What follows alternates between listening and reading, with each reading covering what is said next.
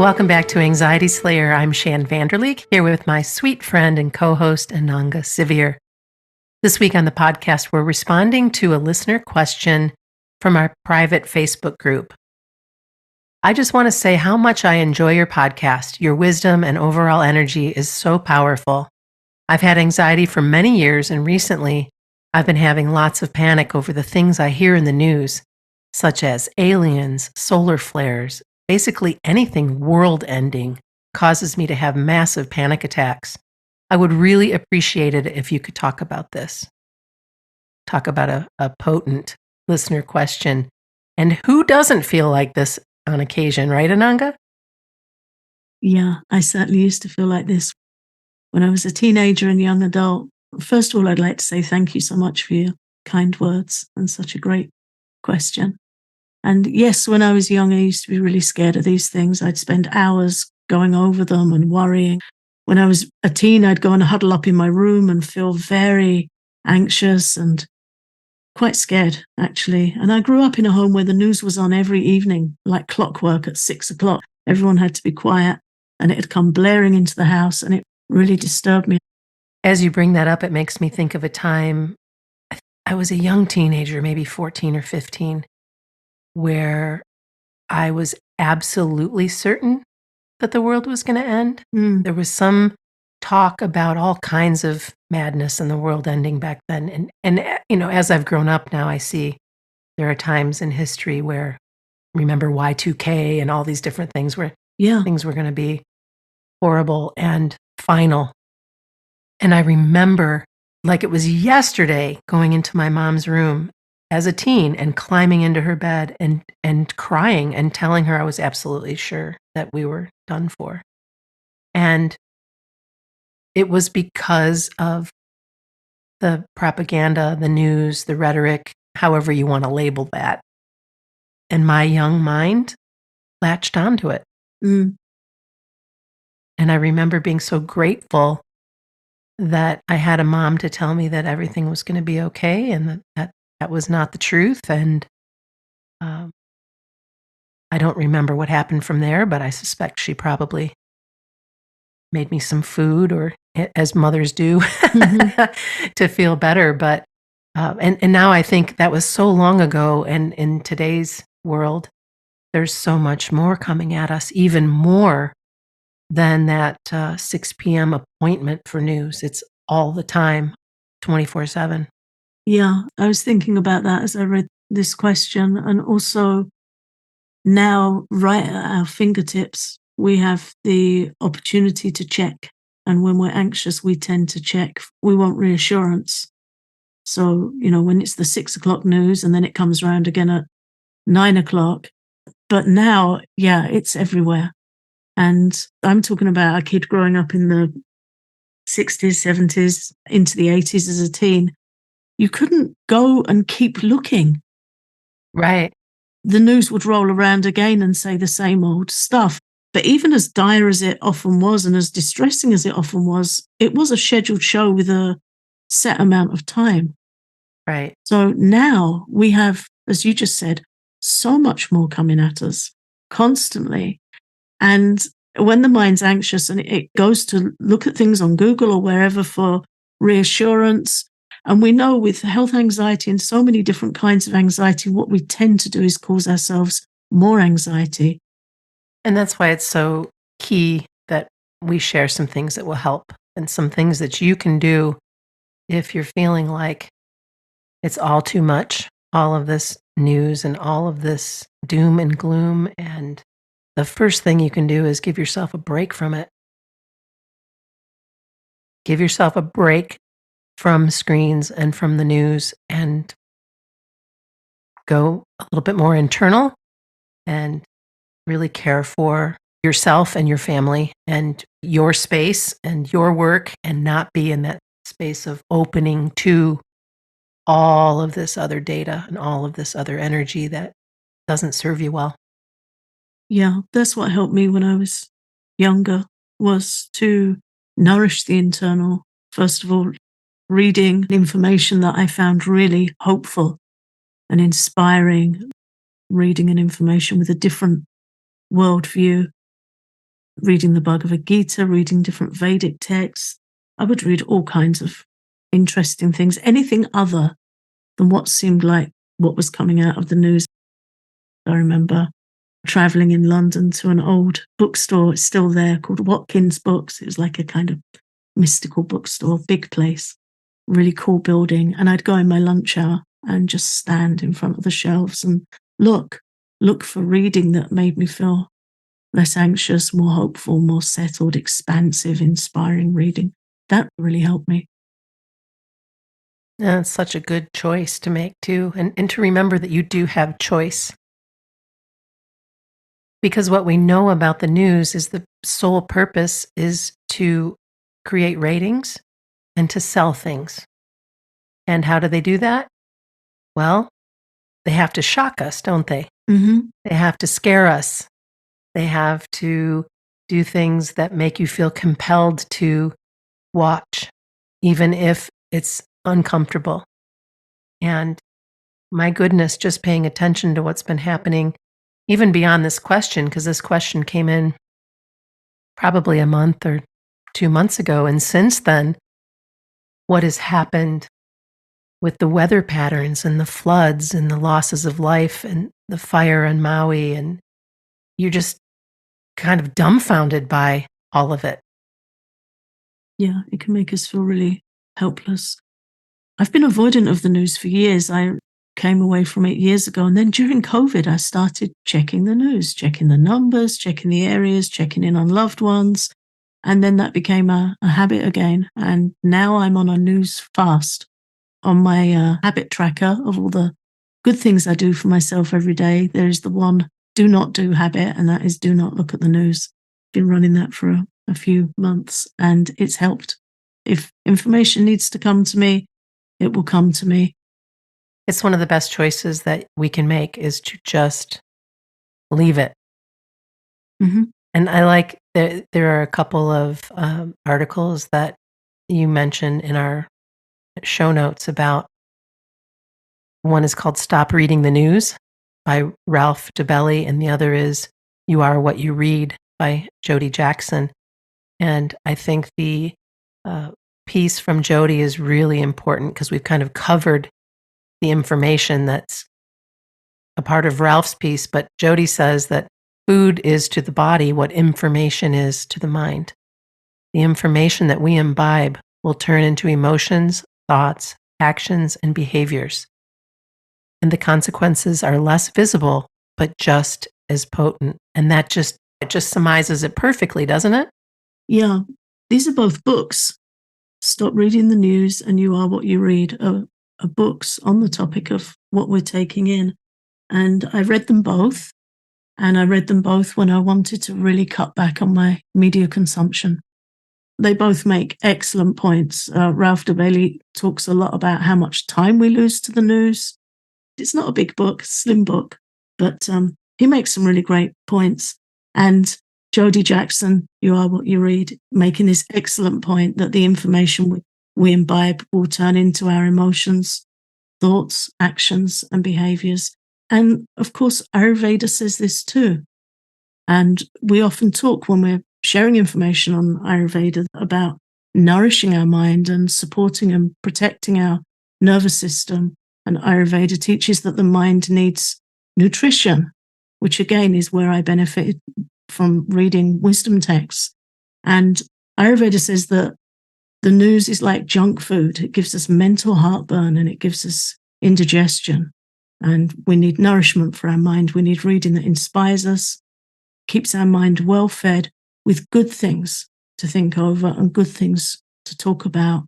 The challenge with negative news is it really gets into our head, and then you find in the quiet moments of your day, it's there running. It's a running dialogue, and we start to chew it over and feel anxious about it. And I find that good reading, inspirational reading, is a really healthy antidote to that, because you can switch over when you notice your mind turning over things that you worry about. You can ask yourself, is this helpful? No. And then come over, what did I read that was really interesting? What was that thing I was reading earlier that made me feel, some hope? Mm-hmm. Let me remember that and reflect over that. So it becomes a a practice, a self-nourishing practice to come away from those thoughts. I also like to do the access statement. Interesting point of view. I have that point of view when something pops into my head, whether that be something, the fear that I might be creating, the dread I might be creating. And this can apply to anything. It doesn't have to be just about what's happening in the world, but what happens when our minds judge something harshly, or when we are in this really uncomfortable place of suffering. We can say, interesting point of view, I have that point of view, and repeat that a few times and then switch things up, because we always need to switch things up or we get stuck in that loop. Yeah, question and switch. And what Ayurveda has to say on fearing the worst is that when the mind has an excess of air or the air element, it feels churned up and ungrounded, so very vata-like, when vata is out of balance. And we experience overthinking and anxiety, and our mind easily falls into this worst case scenario thinking. And if we stay with that constant negative what if fears, if we're in that loop, all of those challenges and things that are coming up seem so much bigger than they really are.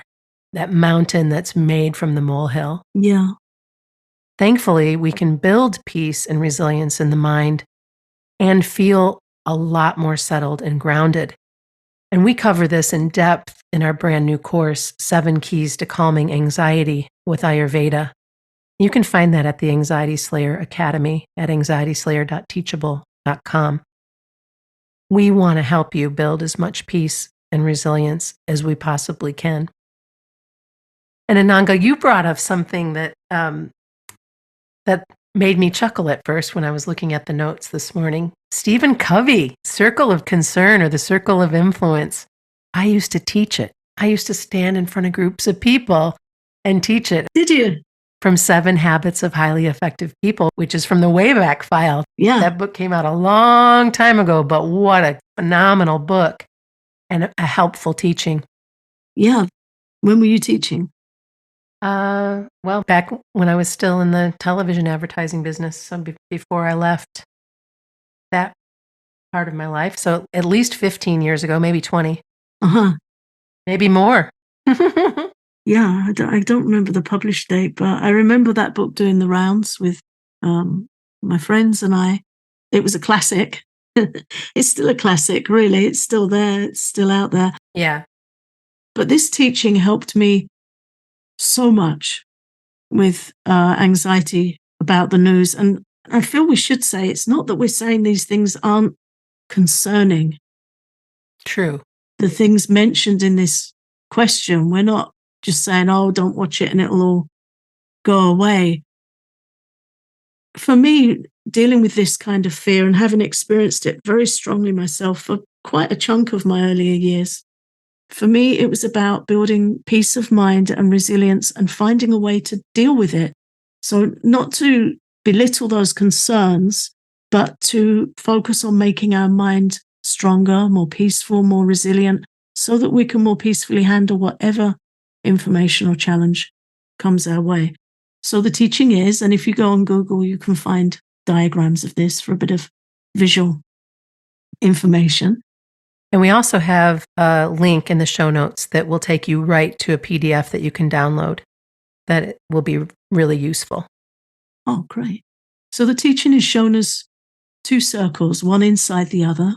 The outside circle holds the things we're concerned about, like the things we hear in the news, conflict, environmental concerns, aliens, economic worries, all the things that come at us from the media, big worrying things, but things that we can't really do anything about. They're not in our home, they're not in our locality. So the big things that are coming in that we worry about go in the outside circle, which is the circle of concern. And in the center, in the inside circle, is our area of influence, the things we can do something about.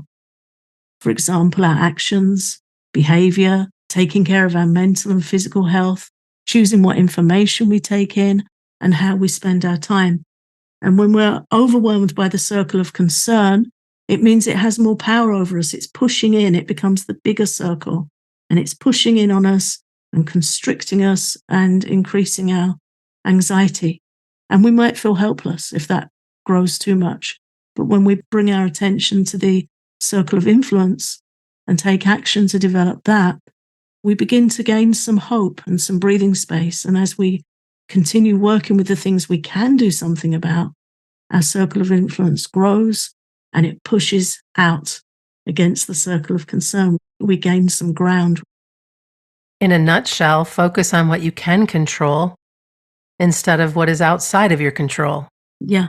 If you boil it down, that's really what we're talking about. How can you make a difference internally and within your own home and within your own community, and not be a slave of the next news story, but to be in the space of how can I show up today and best care for myself and my family and my community? What are the small steps that I can take that will make a difference here versus swimming in this sea of information and worry and doom that just makes you feel so flipping helpless. Mm. And so I did find a website with a downloadable PDF that you'll find in our show notes. And I recommend that you download it. And then it's a helpful exercise to draw your own diagram as well, and then fill in the things you're worried about but can't change. That goes in that outside circle. And then the things that you can do something about go on the inside circle. So it's what you can control and what you can't control, or what's outside of your control. And that visual is so incredibly helpful. And you can come back to that space of knowing that you don't have to have everything else figured out. You don't have to have that circle of concern weighing on you all the time when you're focusing on your circle of influence, what it is that you can do to feel better, to help others, to be in a space where you can be more calm and relaxed and grounded. Yeah. I find it really helpful to draw it out and put things that are beyond my control, list them out. It's another way of getting things out of your head onto the page. That's always helpful. Could even do a journaling practice around it and then draw the diagram out. And then leave room in that inside circle to focus on the steps you can take, the things you can do something about, and to help yourself focus in on that area of influence. And as we often share, any step counts. It doesn't matter if it feels like a small step, it's your small step. And every action that's positive that helps you pushes back a bit more on that outside influence. Mm. And there are several things that you can do to start feeling more calm and at peace when all of this crazy business is coming at you. And I want to start by sharing something that I think is important. If you are in a household where you cannot escape the news, if you're a younger person or if your partner or however it is that that news comes on, please get some noise canceling headsets. If you have to be in the room, or if you are in a smallish environment and you don't want to have it come in, just put those on, listen to some music, read something, move to another space. I do it. I do that in my own house sometimes. My husband wants to turn on the news and I want to still be in the space with him. My eyes go off the screen. I am listening to something or reading something. Well, always listening so I don't have to hear it. And it's been really helpful. And then the obvious things avoid the source of anxiety. If it's the news, take a break from the news. If it's a friend who likes to spew all kinds of negativity, you need to take a break from them as well on occasion. We always recommend that you avoid stimulants like caffeine that can increase your heart rate and provoke anxiety. And I'd also add alcohol there, because even though you might feel like a drink will calm and relax you, once your body starts to process the alcohol, it will kick you into more of an anxious place while the body is metabolizing the alcohol. And start using calming practices daily to help you feel more settled and present. We share so many of these practices with you. Pick something that appeals to you, whether it be a guided breathing practice, a body scan, visualization. It might be Qigong or restorative yoga. As you know, we have several guided practices with relaxing music available as well. That's available on our Patreon. There's so many choices that you have to bring more calm and relaxation into your life. Yeah, I think that guided practices are a great antidote because you're switching out from one form of media, in a sense, to another. You're listening to something helpful, calming, something that's going to help you feel better. Sometimes when we feel really anxious due to incoming information, we need that little bit of extra support, and having something else to follow can really help. Thank you so much for listening to Anxiety Slayer. We're grateful that you come back again and again. Ananga, thank you for another wonderful conversation. And again, thanks to our listener who sent that question in. We invite you to take a look at our brand new Ayurveda course. It's called 7 Keys to Calming Anxiety with Ayurveda. And it's an introduction to the healing wisdom of Ayurveda for soothing stress and anxiety. You can explore the course today at anxietyslayer.teachable.com.